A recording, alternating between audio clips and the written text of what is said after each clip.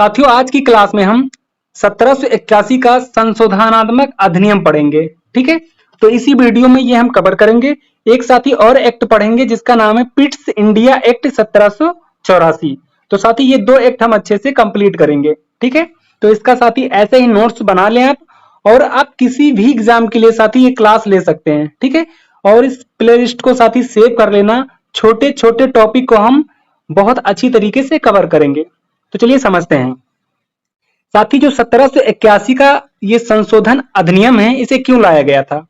साथ ही इसका जो उद्देश्य था 1773 का जो रेगुलेटिंग एक्ट था उसकी कमियों को दूर करना। ठीक है, यानी जो संशोधन ये किया आया है, संशोधन 1781 अधिनियम, ये रेगुलेटिंग एक्ट की कमियों को दूर करने के लिए लाया गया है। ठीक है, ये चीज याद रखना।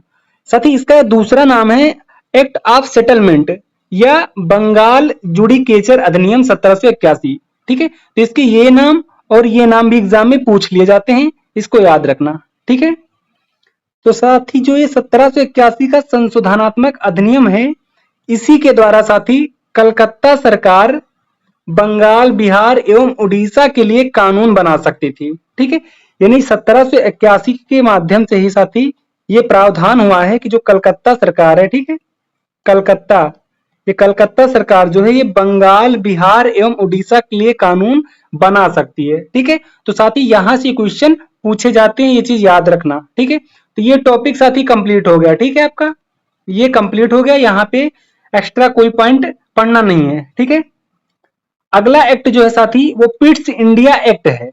ठीक है, इसको समझते हैं साथी। इस एक्ट को ब्रिटिश संसद तत्कालीन प्रधानमंत्री विलियम पिट द्वारा प्रस्तुत किया गया था। ठीक है, यानी ये जो एक्ट है इसको किसने प्रस्तुत किया था? तो आप कहेंगे विलियम पिट के द्वारा प्रस्तुत किया गया था। ठीक है, इस अधिनियम के माध्यम से साथी, ठीक है, पिट्स इंडिया एक्ट जो है, यानी इस अधिनियम के माध्यम से कंपनी द्वारा अधिकृत जो भारतीय राज्य क्षेत्र है उसको ब्रिटिश क्राउन को सौंप दिया गया। यानी पिट्स इंडिया एक्ट के माध्यम से यह कार्य हुआ। ठीक है, जिसे ब्रिटिश भारत कहा गया। ये चीज याद रखना, ये पॉइंट इंपॉर्टेंट है। ठीक है, जिसे क्या कहा गया?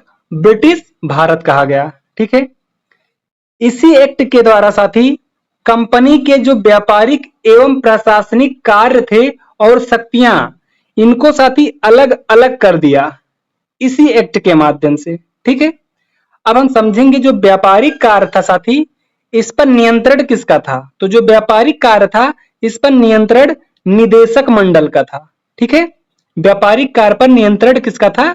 तो आप कहेंगे निदेशक मंडल का था। और साथ ही प्रशासनिक कार्य पे किसका नियंत्रण था? तो आप कहेंगे नियंत्रण मंडल का था। ठीक है, ये जो निदेशक मंडल है साथी ये 1773 में आया है। ठीक है, ये 1773 में आया है। और जो ये नियंत्रण मंडल है साथी ये 1784 में आया है, यानी कि ये इसी एक्ट में बनाया गया था। ठीक है, इसमें साथी टोटल 6 सदस्य थे। कितने सदस्य थे? आप कहेंगे 6 सदस्य थे, जिसमें पहला कौन था? चांसलर ऑफ एक्सचेकर, दूसरा राज्य सचिव, और साथ ही 4 सदस्य थे प्रीवी काउंसिल के, यानी कि प्रीवी काउंसिल द्वारा मनोनीत किए जाते थे ये 4 सदस्य। ठीक है, इस प्रकार से टोटल ये 6 सदस्य हो गए हैं, इसको याद रखना। और साथ ही इन सभी की जो नियुक्ति है, नियुक्ति और पदायुक्ति, इसका जो अधिकार था वो सम्राट को सौंपा गया था। ठीक है, यानी इनकी नियुक्ति जो करते थे वो कौन करते थे? सम्राट। तो इसी एक्ट के माध्यम से, यानी 1784 का जो एक्ट है, इसी के माध्यम से ये प्रावधान भी किया गया साथी। ठीक है, ये चीज याद रखना। इसी एक्ट के द्वारा साथी गवर्नर जनरल की परिषद के सदस्यों की संख्या 4 से घटाकर 3 कर दी। यानी कि जो साथी 1773 में ये जो परिषद के सदस्यों की संख्या थी वो 4 थी। ठीक है, 1773 में, तो साथी ये 4 से घटाकर 3 कर दिया गया। किसके माध्यम से? तो आप कहेंगे पिट्स इंडिया एक्ट 1784 के माध्यम से। ठीक है, ये पॉइंट याद रखना, ये पॉइंट एग्जाम में पूछा गया है। ठीक है, अगला जो प्रावधान किया गया साथी वो है भारत के गवर्नर जनरल कंपनी के जो निदेशकों की बिना स्वीकृति, यानी जो भारत के गवर्नर जनरल थे कंपनी के निदेशकों के बिना, ये जो भारत के गवर्नर जनरल हैं वो कंपनी के निदेशकों के बिना स्वीकृति के या फिर बिना परमिशन के ना तो वो भारतीय राजाओं से युद्ध कर सकते थे और ना ही संधि कर सकते थे। ठीक है, तो ये टॉपिक साथी कंप्लीट हुआ।